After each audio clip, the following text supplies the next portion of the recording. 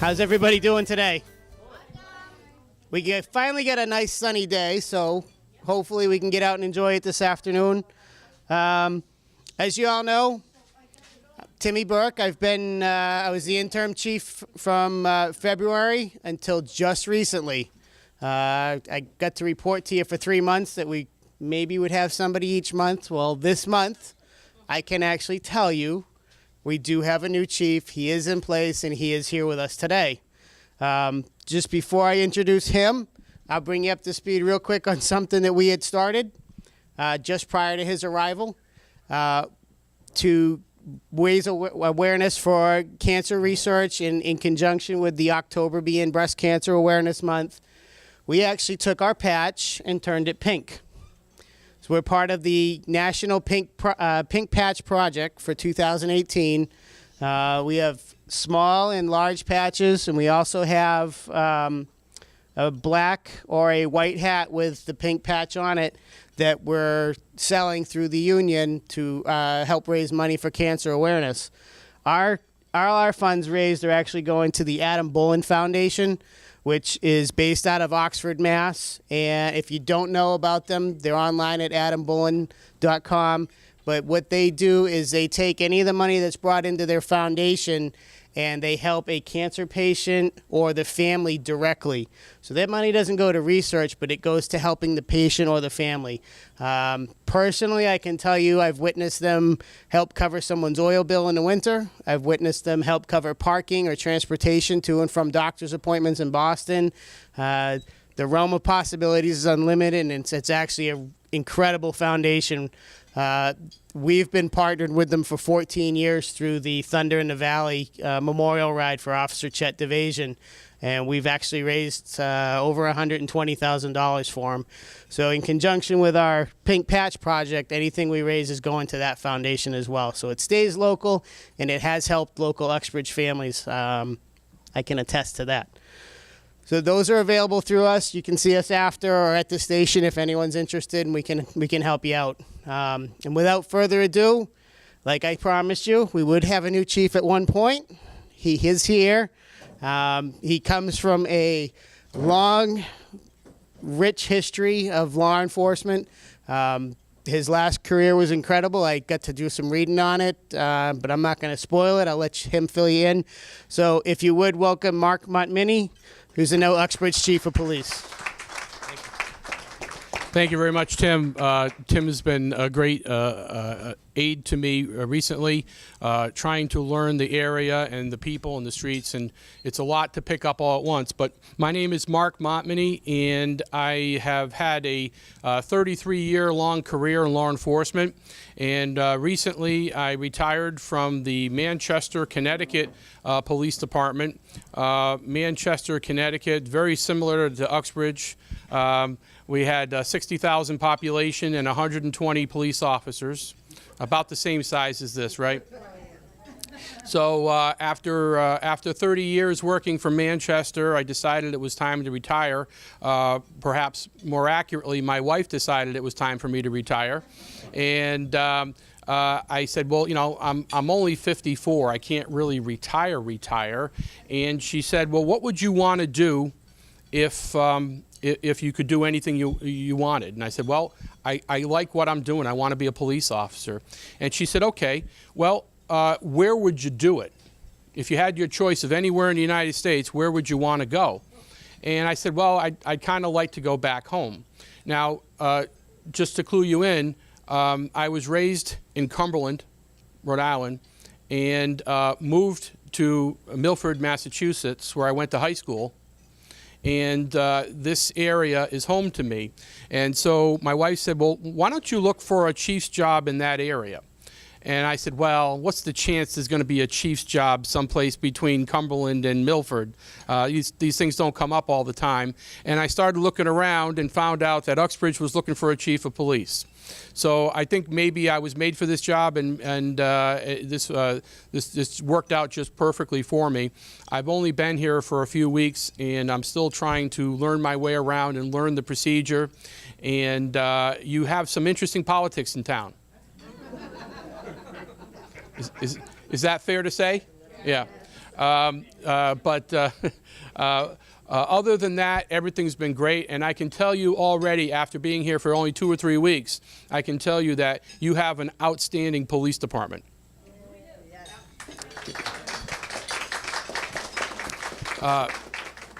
Everybody cares on the police department. They do whatever they have to do to get the job done. They work incredible hours under difficult circumstances. We also run the 911 center for the town, and they do a terrific job. So I'm very pleased with that. Like I said, I will eventually figure out your political structure and try to make some waves. Yeah, if I figure it out, I'll let you know how to do it. A little bit more about my background. A couple of the things that I'm extremely proud of is that I recently started an opiate program in Manchester where police officers help people get into treatment rather than into jail. And this has truly been the scourge of our time, this opiate problem, and it's continuing to grow. People are dying in record numbers all over New England. In case you're not aware, this is a problem that goes all across the country, and it's particularly difficult here in New England. So we started a program, and basically what it was all about is convincing police officers to help people get into treatment rather than arresting them. So for the first time in Connecticut, we actually have a policy in Manchester where police officers could avoid arresting an individual for mere possession and instead get them into a treatment program that we had previously set up. And I see no reason why a similar program can't work here in Massachusetts. So I look forward to that. The other things that I was heavily involved in is I was heavily involved in women's rights and women's domestic violence shelters in Connecticut. So that's another area I spent a lot of my focus time on was a facility called Interval House, which is Hartford's home is domestic violence shelter. It's the only one in the Hartford region, and basically what it boils down to is they provide services to individuals who are trying to get out of violent domestic relationships. And that includes shelter, and that includes sheltering children as well. For a long time, I was part of that organization and eventually became their president a couple of years ago. So those are the things that I'm really passionate about. In addition to that, I was also the president of the local PAL program. In case you're not unfamiliar with that, that is the Police Activities League. What it tries to do is form bonding relationships between children and police officers that is not negative. And a lot of times, young people first encounter police when they get pulled over or when a police officer comes to arrest mom or dad. And what we want is for police officers to be have a friendly relationship with children, and so we start early with academic and athletic programs for kids. And so that's kind of what we did in Connecticut. I'm glad to be back in Massachusetts. This is kind of home for me. All my family's here. I've got a brother in Douglas. I've got family in Cumberland, and this is kind of home to me. So thank you all for welcoming me back to the community, and hopefully I get an opportunity to meet you all individually later on. Thank you.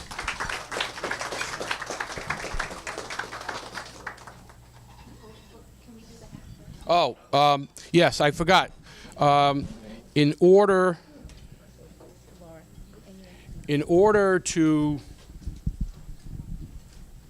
come off good today, I brought 2 hats to give away with the Uxbridge logo on it in pink. These are very exclusive hats. They're worth hundreds of dollars each. And what I'd like to do is give one to the male and female in the room who's got the birthday closest to today. Yeah, mine was September 27th. Who can beat September 22nd over here? Is anybody else close? 27. What do you got, sir?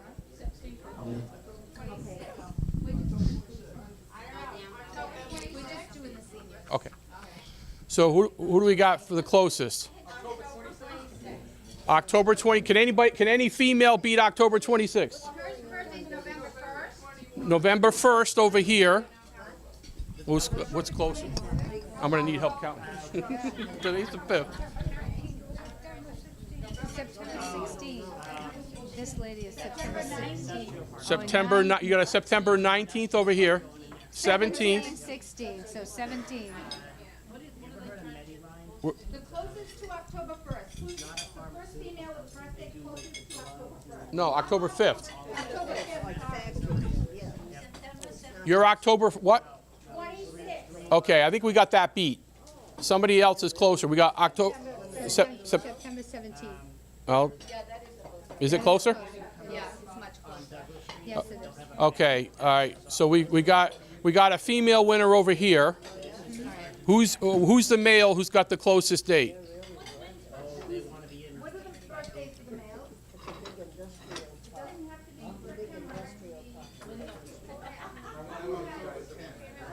October 10 is close. October 10 we got over here.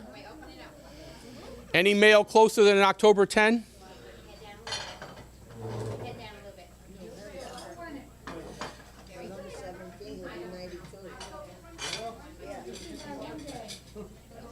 Looks like October 10 is our winner. October 10 wins. Congratulations to our two winners. And we have other hats and patches for sale. So if anybody wants to buy a hat or a patch as a donation to breast cancer awareness, let us know. Our next speaker is going to be Lori Bielecki. Laura Bielecki. It's just as it sounds. She is the mammography manager at UMass Memorial Tri-River Health Center, and she's going to be talking to you about the importance of mammography. Thank you. Thank you. Thank you very much. Thank you very much, Chief. Hi, so my name's Laura. Some of you may know who I am. I'm coming to you today just to talk about the importance of mammography. Now, there's a lot of differences going on out there. People say, why is mammography so important? Well, it's so important because we can find things in these images before you would ever feel it. There are many reasons. Someone in this room, everybody knows somebody who's been affected by breast cancer. So for me, this has been my chosen career. I've been doing mammography for about close to 40 years now. So the things that we want to talk about is mammography really does save lives. We take the images, and 1 out of 8 women will be diagnosed with breast cancer in their lifetime. The types of mammograms that we can do can find things. As I said, if you have the salt shaker at the table, 1 grain of salt and you smash it, that could be a baby cancer right there in a picture. So we always like to point that out. You would never feel that. So at Tri-River, the UMass Memorial Healthcare System, we have a newer mammography machine at this time, and we're very proud to say that. We have a machine that is not only 2-dimensional, but 3. So if we change the slide, we could kind of talk about that. So first of all, a screening mammogram is for a woman or a man, primarily women, come in and have a mammogram just to have a routine screen to make sure nothing's going on behind the scenes. Diagnostically, that would be when a man or a woman who feels a lump in their breast would come in and have a special type of mammogram. Generally, we do it with radiology and ultrasound. The radiologist is usually present. They look at your films and they tell you what's going on with you, and it goes on from there. So what do we need to talk to our doctors about? Well, anything that's different in the way your breasts look, and this is, again, women or men. Do you have a lump, pain, some kind of a rash? If your nipples change, your skin changes. Some people just get a crazy look, almost like the surface of an orange. That's called orange peel. So it's very important that if you notice something different, just don't wait until next year's physical. Call your doctor's office and make an appointment for a complete breast exam. So this is the new machine that we have at Tri-River, and this is what having a mammogram kind of looks like. People have a lot of questions about it. Does it hurt? Mammography is a pinch for just a matter of seconds, and everyone is usually very, very comfortable. And we do not, contrary to popular belief, squash down to your toes. This is a picture of the room that we have at Tri-River. It's all nice and pink and cozy. Thank you for that. Some of you may have seen this room. But, you know, we really want to make sure that when you have your mammography that you talk with your technologist and let them know if you're uncomfortable in any way. People always say, why do we need to have this 3D mammogram, 2D mammogram? What's going on in there? There's 4 types of tissues in your breast. Believe it or not, there's a fatty breast, which is kind of like looking through a window. If there's a change in that kind of breast, doctor will see it right away. The second category is scattered areas of fibroglandular tissue. So that's just what it implies. You have a little bit of islands here and there of some dense tissue. No big deal. Doctor will do some pictures or ultrasound and they can see what's going on right away. However, category 3 and 4, this is where you need to have the 3D tomo. The tomo takes a regular picture, but it also will take slices through the breast, and the computer will generate a movie, actually 2 movies going right through your breast. Doctor can see by separating that through the moving pictures whether or not whatever they're seeing is just overlapping tissue, or is there a baby cancer hiding in there, or some type of mass. So on the right, well, your left, so left side will be the picture of a non-dense breast. So when you look at that, it looks kind of just all gray. But if you look at the one on the right, there's a lot of that white tissue in there. That's all kinds of lumpy, bumpy, all kinds of glandular tissue. You can hide things in there very easily because you can't see right through it. So here's an example. On the left, that's a 2D image. I can't really reach over there. But see on the right side, the 3D, see how there's a big blob sticking right there with some like spokes coming off of it? The only way we can see that, that's a cancer right there. We're seeing it in the movie vision, in the tomography. And we couldn't really make it out in the 2D portion. So that's why it's so important to have the 2D, 3D version together. I just got a little bit of information for you. A lot of ladies end up with what we call cancer, and it's called ductal carcinoma in situ. And what does that mean? That means that the cancer really hasn't left the area. It stays in place. It hasn't spread anywhere just yet. So this is another slide. I can't reach it, but if you can see, there's a round shape. And if the round shape, if it breaks through the wall, the ductal wall, then that's when we call it invasive cancer. So truly, we really want to find things when they're tiny. So here's an example. In the circle with the arrow pointing to it, there's tiny, tiny little flecks that you can barely see right there. We would magnify those, just like going to CVS and you make a blow up. We can do the same thing on my machine. Those are tiny, tiny microcalcifications. Remember I mentioned smashing some salt with that's what it is. It's tiny, tiny little things. When there's a group of them and there's tiny little different shapes and sizes, that's a cancer right there. So that's how small we can find it. That's a bigger one. We would hope to find it much smaller. So I just wanted to throw this out there. Next Friday is Mammography Day throughout the country. Okay, so we encourage everybody to call and make an appointment to get your mammogram. If you wanted to call Tri-River to have your mammogram, we're happy to have you. You don't have to have a physician there. Keep calm and get your mammogram. We'll take good care of you. And so we also have many locations throughout UMass. There are 10 other locations that we can have that done. They also have a complete diagnostic center, just like any other breast center. We're a breast center of excellence, actually. So how do you get your results after you get a mammogram? Well, that's pretty important. You are notified by mail or a phone call. It all depends on how your doctor's office works. So has anyone any questions? Oh, gosh. So what age do you have to have a mammogram? That's the best question on earth. So there's a lot of different opinions about that. The question was, how long do you have to have a mammogram? If you talk to my specialists, the breast surgeons, they will say to you, as long as you're up and about and going out shopping and coming out here to the senior center, you should have one every year. There's a varying opinion on that. So all I'm going to say to you is that you should talk with your doctor and see what's best for you. Okay, the Board of Radiology, American College of Radiology, recommends 1 yearly. Okay, any other questions? You're welcome. Thank you. Hi, Linda. Hi, does density decrease? Yes, but not completely. But not completely. Okay? As time goes by, yes. Any other questions? Yes, how can I help you? So those are both great questions. So the question is, how does my machine compare to Milfords? And I understand. And how is there a radiologist on site? So my machine is similar to Milford's, but it's newer.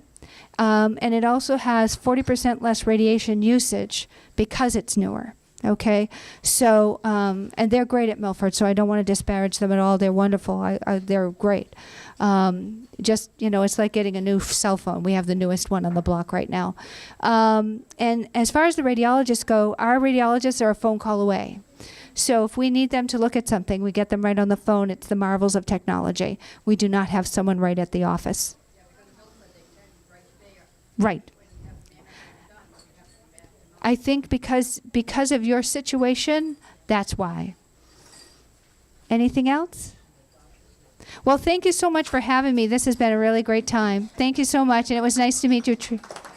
Oh, and just so you all know, I brought some bags of gifts for you, just little things. Thanks again for having me. Thank you.